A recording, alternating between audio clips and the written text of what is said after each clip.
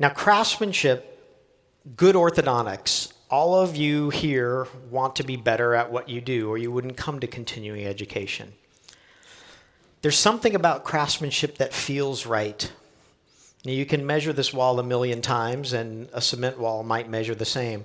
But when you see things that are very well put together, there's something in there that you feel, and there's plenty of things that you can measure. You can bet that when this designer and sculptor was creating this, they didn't just start putting wheels together and sculpting. They had a plan for it, and they were thinking about what they were going to do. And the plan is really important in our practice because, again, it's the rehearsal that tells me, okay, what can I get away with?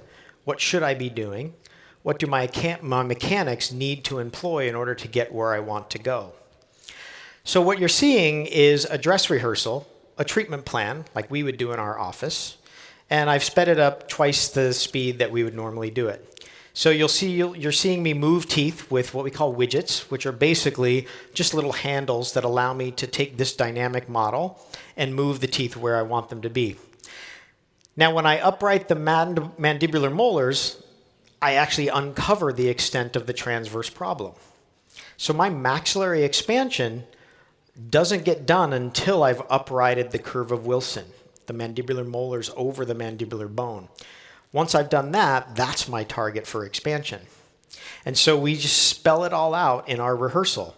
So I actually know to the millimeter how wide I'm expanding the maxilla. I used to expand how I was taught. We'd expand 6 millimeters, or we'd expand for 1 millimeter a week for 6 weeks, and then that was it. And that's how we could expand.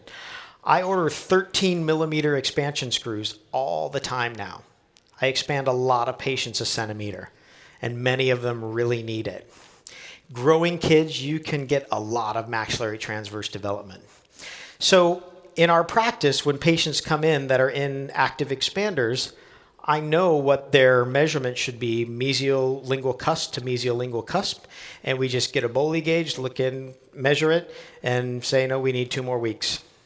So that can make up for if a parent missed a turn, if something came up, we know exactly what our target is. It's very easy to monitor.